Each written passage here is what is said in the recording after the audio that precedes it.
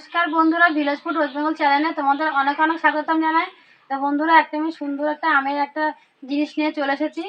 এই দেখো, আমি কিন্তু এখানে 5টার মতন পুরো টাটকা টাটকা মানে কাঁচা আম নিয়ে নিয়েছি। আজকে এই কাঁচা আমের ক্যান্ডি দেখাবো। এই কাঁচা আমের ক্যান্ডি করতে কী কী লাগে সেটা তোমাদেরকে দেখাবো। এই কাঁচা আমের ক্যান্ডি কিন্তু তোমরা সারা বছর সংগ্রহ করে খেতে পারবে।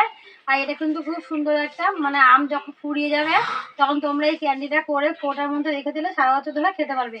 এই ক্যান্ডিটা কিন্তু অনেক সময় অনেকের জ্বর হয়, মুখে কিন্তু রুচি থাকে না, খেতে ইচ্ছে করে না, তখন তোমরা একটা করে ক্যান্ডি মুখে দিয়ে মুখে রেখে দিলে দেখবে মুখের রুচিটা চলে আসবে, খেতেও ভালো লাগবে। আর তখন খিদেটাও শরীরটাও ভালো লাগবে। আবার অনেক গর্ভবতী মারা আছে, বমি টমি হয়, খেতে ইচ্ছে করে না, গাটা কেমন গোলায়, তখন যদি ঘরে এরকম ক্যান্ডি বানানো থাকে একটা করে মুখে দেবে, দেখবে বমি ভাবটা আসবে না আর মুখের রুচিটাও চলে আসবে।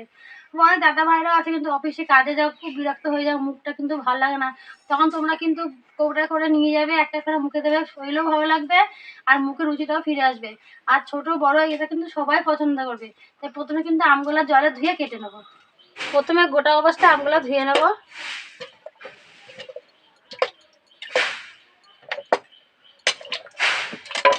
আমগুলো একটু হাত দিয়ে রগড়ি রগড়ি ধরতে হবে, তাহলে না আমি কষ থাকে। দেখো, আমগুলো ভালো করে ধুয়ে নিয়েছি, একটা একটা করে তুলবো আর একটা একটা করে কেটে নেব। প্রথমে গায়ের খোসাটাকে ছাড়িয়ে নেব।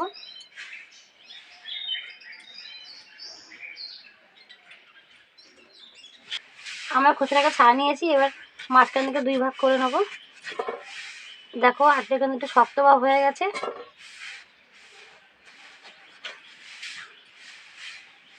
এরকম ভাবে ছোট ছোট পিস করে নেবো, লম্বা লম্বা, ঠিক এইভাবে কেটে নেবে ক্যান্ডিগুলো।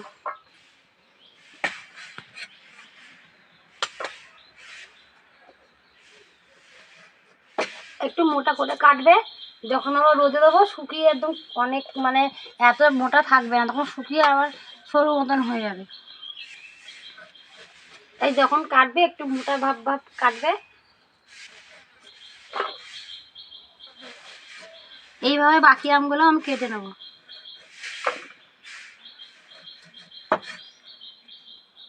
আর এখন কিন্তু বন্ধুরা আম কিন্তু শেষ পর্যায়ে, এখন কাঁচা আম থেকে এখন পাকা আম হচ্ছে গাছে, এখন আর কাঁচা আম পাওয়া যাচ্ছে না।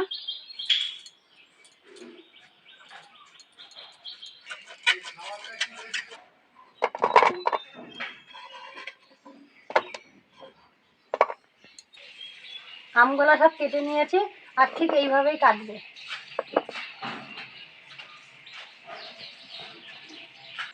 কাঁচা আমের ক্যান্ডি তৈরি করতে লাগবে কাঁচা আমের টুকরো লম্বা লম্বা করে নেওয়া, আর সামান্য পরিমাণে চাট মশলা। এই দেখো সামান্য 1 বাটির মতন চিনির গুঁড়া, এটা কিন্তু চিনির গুঁড়া করে নিয়েছি। আর বিট নুন নিয়েছি, একটু লাল লঙ্কার গুঁড়া নিয়েছি, এটা একটু ঝাল ঝাল হবে। এগুলো লাগবে সমস্ত কাঁচা আমের ক্যান্ডি তৈরি করতে।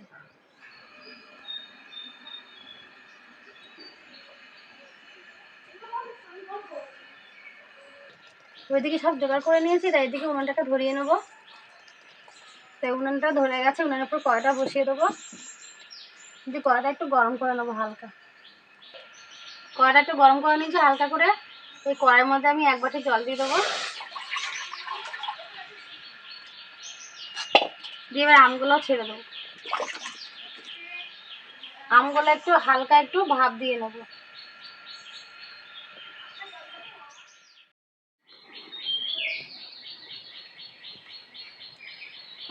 আমটা দেখো সেদ্ধ করে নিয়েছি, খুব কিন্তু সেদ্ধ করবে না, অল্প সেদ্ধ করবে। দেখো এই দেখো একদম অল্প। এবার নামিয়ে নেব। বেশি সেদ্ধ করবে না, তাহলে কিন্তু খুব খেতা খেতা হয়ে যাবে। ঠিক এইরকম হালকা সেদ্ধ করবে। জলটা ঝরে নিয়ে নেবো।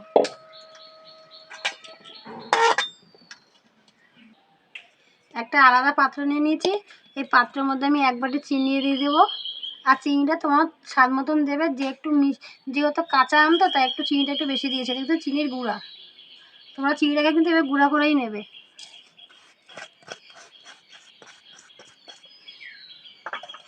এবার এই সেদ্ধ আমগুলো দিয়ে দেবো এর মধ্যে। আর এখানে কিন্তু কোনো জল ব্যবহার করবে না, দেখবে চিনিটা গলে এমনি জল হয়ে যাবে। দিয়ে ভালো করে মাখিয়ে নেব।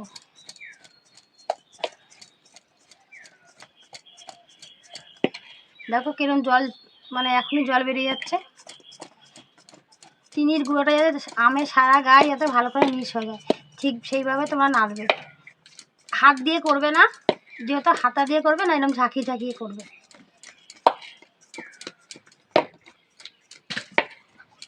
দেখো সব কিন্তু মিশে গেছে। এইটাকে আমি, তোমরা যদি ক্যান্ডিটা সারা রাত্রি যদি এরকম চিনি দিয়ে, এরকম আমটা সেদ্ধ করে চিনি দিয়ে রাখলে, সারা রাত্রি করে রাখলে আরও বেশি ভালো হয়।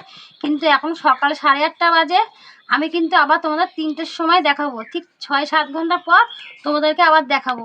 তাই আমি এই 7 ঘন্টার মতন ঢেকে রাখবো, 7 ঘন্টা পর আবার দেখাবো। 7 ঘন্টার পর আমি আবার তোমাদেরকে দেখাচ্ছি। এখন তো বিকেল 2:45 মতন বাজে। এই দেখো আমের রসটা, মানে চিনির রসটা কিন্তু আমের মধ্যে ঢুকে গেছে। দেখো কত রসলা ভাবটা হয়েছে। আর দেখো চিনিতে কিন্তু অনেকটা জলও বেরিয়ে গেছে। চিনির গুঁড়ার সঙ্গে মিশিয়ে তোমরা কিন্তু সারা রাত্রি মানে রেখে দিলে, পরের দিন সকালবেলা রোদে দিলেও কিন্তু হবে, আরও খেতে ভালো হবে। এটা যতক্ষণ চিনির শিরায় ভিজিয়ে রাখবে আর ভিতরে শিরাটা ঢুকবে, তত ক্যান্ডিগুলো খেতে ভালো হবে। আমি কিন্তু 7 ঘন্টা ভিজিয়ে রেখেছি। দেখো কতটা সুন্দর ভিতরে ঢুকেছে রসটা, আর চিনিটা অনেকটা জলভাব এসে গেছে। এখন এগুলো রোদে দেবো একটা করে মানে সাজিয়ে। আর তোমরা যখন রোদে দেবে, প্রত্যেক দিন কিন্তু কড়া রোদে দেবে। যদি কড়া রোদে না দাও, তাহলে কিন্তু দেখবে একটা আমের গায়ে একটা ছাতকুড়া ভাব পড়ে যাবে। কড়া রোদে দিলে কিন্তু সেটা আর হবে না। তোমাদের মাথায় রাখতে হবে সবসময় কড়া রোদে রাখবে। ঠিক 2 দিন কি 3 দিন রোদে দিলেই কিন্তু হয়ে যায় তৈরি ক্যান্ডিগুলা। আর এখন যা রোদ বাবা, রোদে তো খা খা করে। শীতকালে কিন্তু এত রোদ পাওয়া যায় না। আমগুলো সব সাজিয়ে নিয়েছি, তাই চলো এবার রোদে দেওয়া যাক। দেখো মানে এখানে কিন্তু কড়া রোদ পড়ে, তাই কড়া রোদের মধ্যে ছাটা রেখে দেবো। পুরো 3 দিন মতন রেখে দেবো। 3 দিন মানে শুকাতে দিলেই ঠিক হয়, ক্যান্ডিগুলো তৈরি হয়ে যাবে। এখানটায় রেখে দেবো, এখানটায় ভীষণ রোদ পড়ে, এখানটা পুরো 5টা অবধি রোদ পড়ে। তাতে আমরা 3 দিন পর আবার দেখাবো।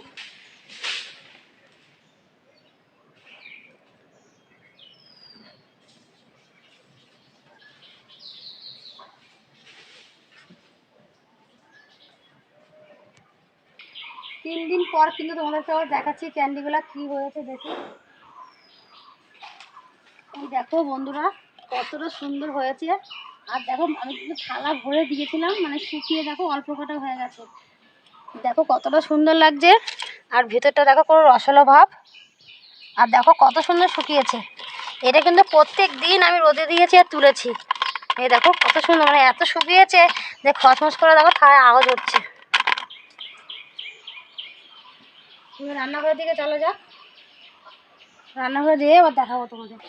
আমের ক্যান্ডিগুলো ঠিক এইভাবে শুকিয়ে নেবে। দেখো কত সুন্দর লাগছে। এই ক্যান্ডিগুলো কিন্তু তোমরা সারা বছর ধরে খেতে পারবে। এবার একটা টেস্ট, মুখের স্বাদ আর টেস্টি আনার জন্য এর মধ্যে আমি 3খানা জিনিস দেবো। এই দেখো সামান্য পরিমাণে বিট নুন,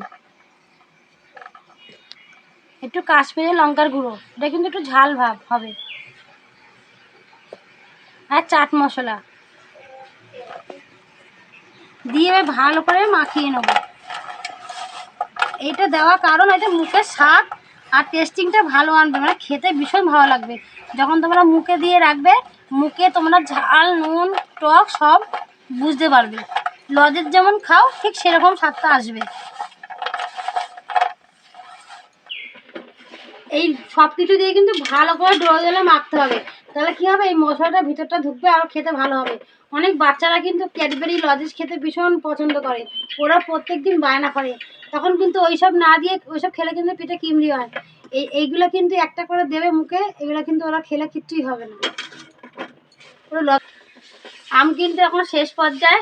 আম শেষ হওয়ার আগে কিন্তু তোমরা এইভাবে বাড়িতে বানাবে। আর দেখলে তো কি সহজভাবে আর অল্প সময় আর ঘরে থাকা জিনিস দিয়ে কিন্তু তোমাদের দেখালাম ক্যান্ডি কীভাবে বানাতে হয়। এটা কিন্তু ছোট বড়, মানে বয়স্ক থেকে ছোট বড় সবাই কিন্তু খেতে পারবে এটা।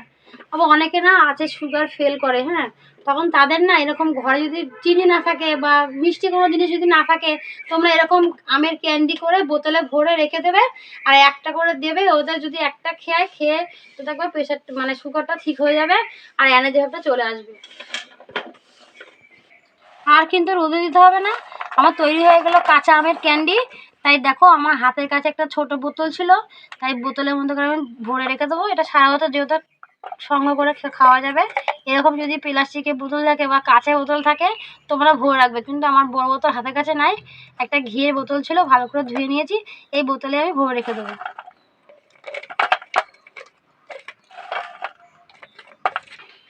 অবশেষে কিন্তু বোতলও ভরে দিলাম ক্যান্ডিগুলা, এই সারা বছর ধরে খাওয়া যাবে। এই বোতলটা মানে এই ভরে রেখে দেবো, আর মানে যখনই ইচ্ছা হবে একটা করে নিয়ে খাবো। তাই এই আজকের এই কাঁচা আমের ক্যান্ডিটা তোমাদের কেমন লাগলো তোমরা কিন্তু বাড়িতে অবশ্যই বানিয়ে খেয়ে তারা তোমরা কমেন্ট করে জানাবে কেমন লাগলো এই রেসিপিটা। আর তোমরা কিন্তু যদি ইউটিউব চ্যানেল থেকে দেখো তো ইউটিউব চ্যানেলটাকে সাবস্ক্রাইব, লাইক, শেয়ার, কমেন্ট অবশ্যই করবে। আর ফেসবুক পেজ দিয়ে থাকলে ফেসবুকের পেজটাকেও তোমরা ফলো করে দেবে। আর তোমরা কিন্তু আমার ভিডিওগুলো দেখবে, আমার পাশে থাকবে। ভিডিওটা এই পর্যন্তই, পরের ভিডিও দেখা হবে। টাটা, তোমরা ভালো থাকবে, সুস্থ থাকবে।